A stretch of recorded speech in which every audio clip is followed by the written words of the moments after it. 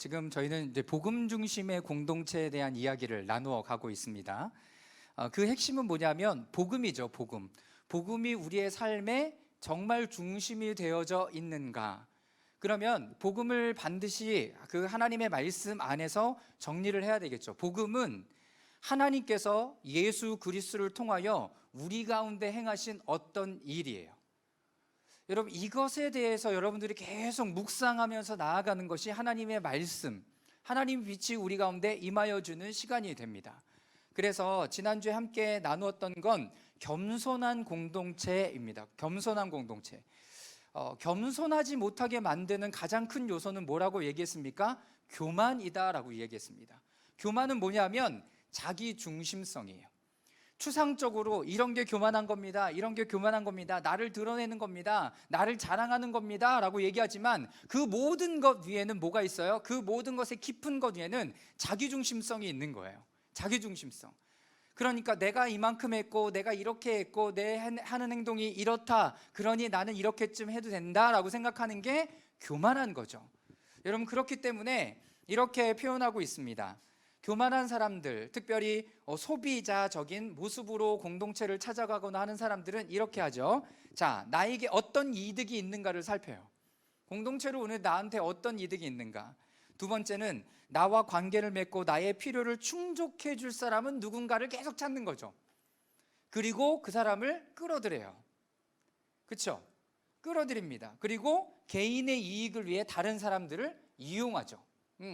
이게 바로 교만한 사람의 특징입니다.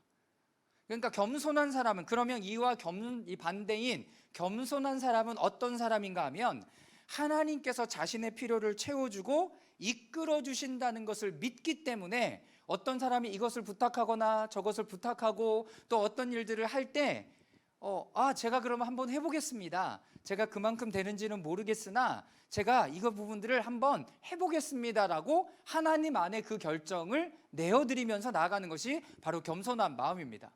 그런데 여러분 주위에도 그런 사람 있잖아요. 저도 그랬고 예전에 너무 잘하는 것 같아요. 그거 아니에요, 저는 아니에요, 저는 못해요, 저는 원래 못하는 사람이고요, 이런 사람이에요 라고 자기가 계속 뒤로 도망가는 거예요. 왜 그래요? 자기를 보호한답시는데 그게 무슨 모습이에요? 죄송하지만 교만한 모습인 거죠. 교만한 모습인 거죠. 그렇기 때문에 내가 그리스도 안에서 어떤 마음을 가지고 내가 어떤 정체성을 가지고 있느냐에 따라서 우리의 삶은 정말 다르게 드러날 수가 있다라는 거죠. 그래서 어떤 사람이 이것을 부탁하거나 맡긴다라고 얘기했을 때 제가 그럼 할 수 있는지 모르겠지만 최선을 다해서 해보겠습니다, 이렇게 반응해서 나아가는 것이 겸손한 사람의 모습이다라는 것입니다. 자, 그런 사람들은 이렇게 표현합니다. 남을 어떻게 섬길 수 있을까라고 생각해요. 내가 이런 거 있는데 내가 공동체 안에 다른 사람 안에 어떻게 섬길 수 있을까? 두 번째, 내가 누구와 관계를 맺고 어떤 사람들의 필요를 채워야 할까를 계속 살펴봐요. 계속 살펴보는 거죠. 그리고 하나님의 은혜가 공동체 안에 역사하기를 고대하면서 뭐예요? 기도합니다. 기도해요. 공동체의 이런 연약한 부분들을 위해서 기도해요. 그러나 교만한 사람들은 그 공동체의 연약한 부분들을 계속 드러나면서 다른 사람들하고 얘기하고 다니죠. 여러분, 이런 차이예요. 자, 그리고 공동체 안에 다양한 은사를 인식하고 하나님 나라의 이익을 위해 다른 사람들을 돕습니다. 그러니까 내 이익을 위해서 하는 것이 아니라 하나님 나라의 유익을 위해서 내가 섬기는 거죠. 이거를 리프레임 세미나에서 뭐라고 얘기했냐면 피플 키핑이다 라고 얘기했죠. 사람들을 돌보는 것, 그게 뭐예요? 거룩한 일이에요. 내가 예배 자리에 나 혼자 그냥 앉아있다고 해서 그게 거룩한 일이 아니에요. 내가 나의 원하는 것들을 하고 있다고 해서 그게 거룩한 일이 아니에요. 거룩한 일은 반드시 예수님이 하셨던 것처럼 지금 어떤 사람이 그 정체성대로 살아갈 수 있도록 여러분 돕는 역할을 하는 겁니다. 할렐루야. 여러분, 그러면 저는 이런 질문을 여러분들에게 드려보고 싶습니다. 오늘 여러분들이 예배 드리러 나왔는데 예배 드리러 나온 데 있어서 나는 내가 영혼이 살려고 나왔다. 여러분 손 들어보세요. 내 영혼이 살려고 나왔다. 맞아? 내 영혼이 살려고 나왔어? 자, 손 내리세요. 자, 그러면 나는 다른 사람들을 위해서 나왔다. 나는 다른 사람들을 위해서 나왔다. 이게 뭐가 차이가 있냐고요? 성숙한 사람은 나를 다른 사람에게 내어줄 수 있어요. 내 영혼이 살려고 나왔지. 그러면 우리가 여지까지 배웠던 자기중심성에서 아직 못 벗어난 거예요.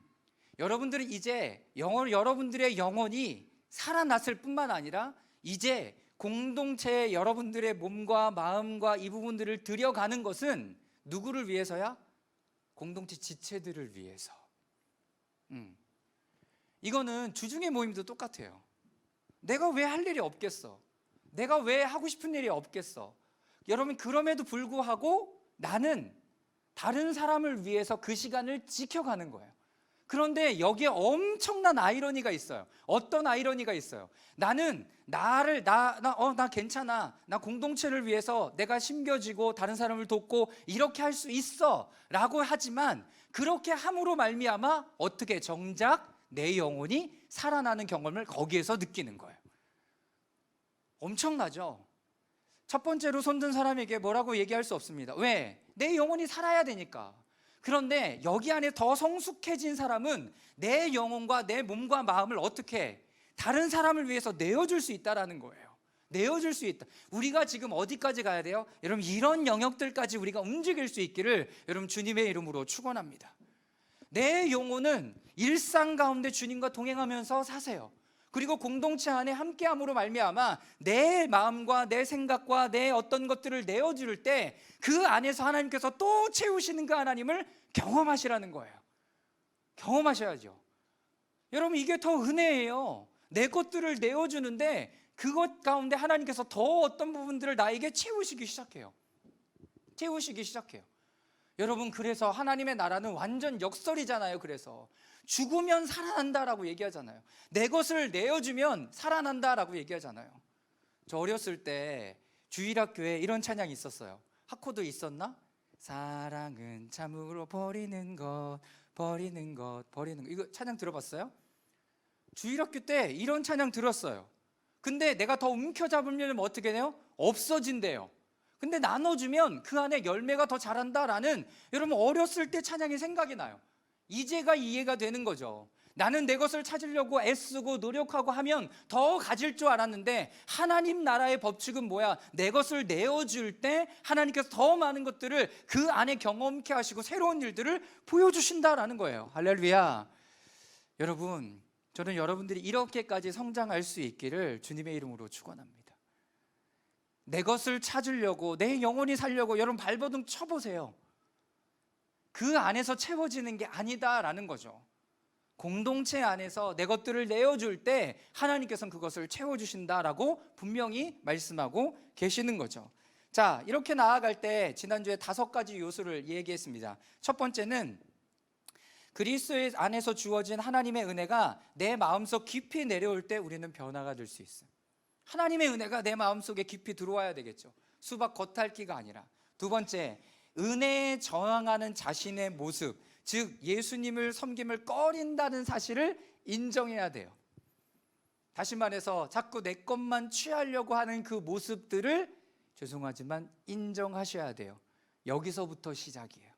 그래서 오늘도 말씀 가운데 나오겠지만 자백한다라는 표현을 합니다. 그러면 하나님께서 우리의 필요를 채우실 수 있도록 자꾸 나를 어떻게 해요? 허용해야 돼요. 그래서 칭의는 하나님의 전적인 은혜예요. 우리가 칭의를 하는 데 있어서, 하나님의 칭의를 우리 가운데 허락하시는 데 있어서 주신 것은 아무것도 없습니다.